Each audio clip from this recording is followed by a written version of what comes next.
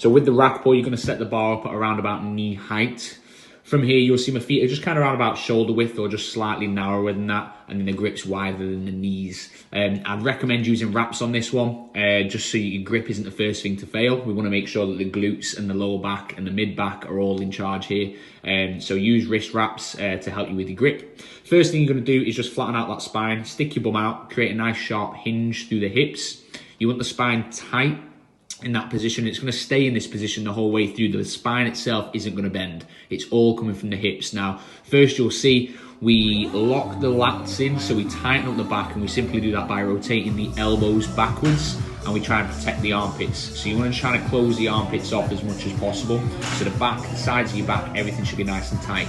Now at this point, before you lift, you want to engage your glutes. So from here, you want to try and imagine you're squeezing a football between your heels, and you'll feel like you're just trying to rotate the ground slightly, and that should just lock the glutes in. So stay in that position, you tighten the lats, you try and squeeze the glutes together by rotating those heels on the ground.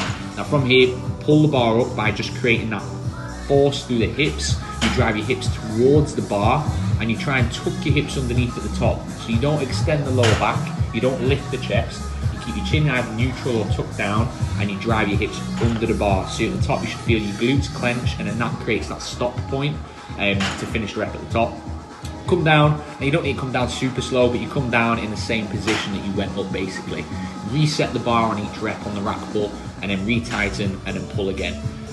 You'll see it from this point of view that the spine stays perfectly still, there is no excessive bending, and it's all coming from the glutes.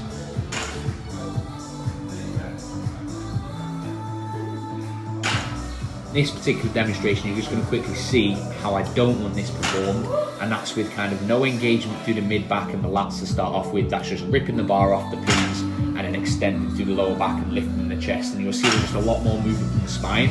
We're not taking any tension before we lift, so we're not squeezing the bar upwards, we're just yanking it upwards, and that's what we want to completely avoid.